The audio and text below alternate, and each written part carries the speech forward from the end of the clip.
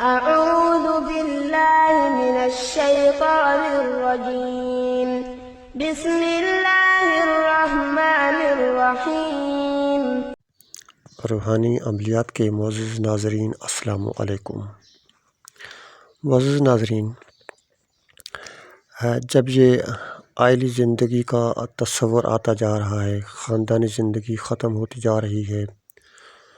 تو اس میں بہت سی مشکلات میں سے ایک اہم ترین مشکل یہ بھی ہے کہ لوگوں کے جو رشتے ہیں وہ ڈسٹرب ہو رہے ہیں۔ پہلے لوگ اپنے خاندانوں میں شادیاں کیا کرتے تھے، اب جب لوگ تنہائی کی طرف چلے گئے ہیں، خاندانی سسٹم ختم ہو رہا ہے، جو فیملی سسٹم تھا وہ ختم ہو رہا ہے، تو اب مختلف مشکلات کے ساتھ ساتھ رشتوں کے مسائل بھی بڑھ رہے ہیں، اور پھر میرٹ کے رشتے ملنا اور زیادہ مشکل ہو گیا ہے۔ تو اس کیفیت میں بہت سے لڑکیاں خصوصی طور پر اتنی تعداد میں پاکستان میں، انڈیا میں، بنگلہ دیش میں، بلکہ پوری دنیا میں لڑکیاں جو ہیں ان کے لیے مسائل پیدا ہو رہے ہیں، اور ان کی شادیوں کے لیے ایشوز پیدا ہو رہے ہیں، ان کی شادیاں پراپر طریقے سے نہیں ہو رہی۔ بہت سی جگہ پر ایسا ہو رہا ہے کہ اگر ماں مانتی ہے تو باپ نہیں مانتا، باپ مانتا ہے تو ماں نہیں مانتی، ماں باپ مانتے ہیں تو بھائی نہیں مانتا۔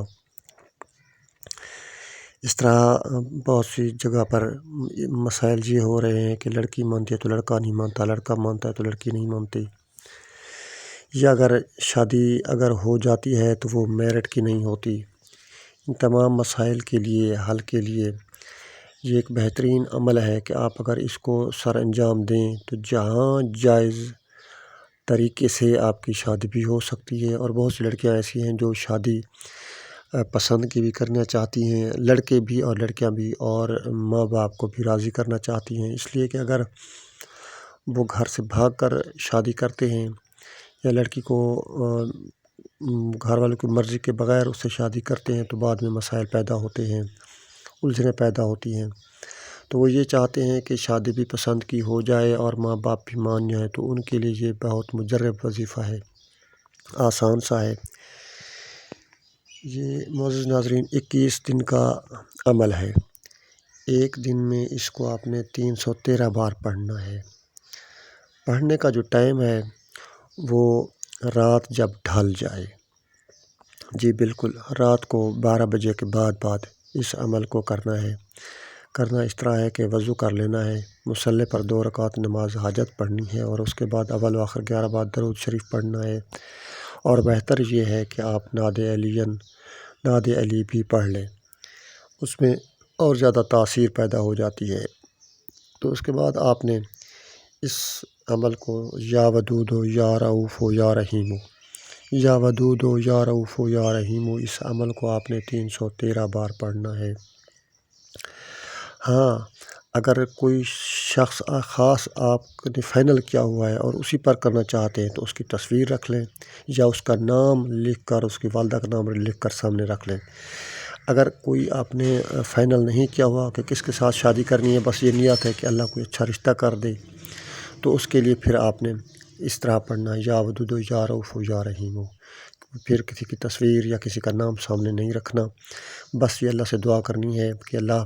میرے لیے کوئی اچھا رشتے کا سبب کر دے، میرا کوئی اچھا جیون ساتھی بنا دے، جو میرے لیے فائدہ مند ہو، سود مند ہو، جو میرے لیے مخلص ہو، اور میرے ماں باپ بھی مان جائیں اور وہ جائز طریقے سے ہو۔ تو آپ نے یہ عمل کرنا ہے، یہ ایک جائز وظیفہ ہے،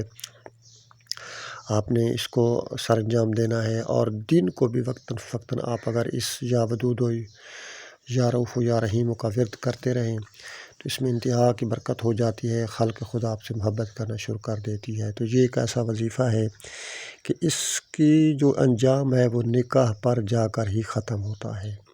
اس وظیفے کا کرنے والا ہو ہی نہیں سکتا کہ اس کی شادی نہ ہو،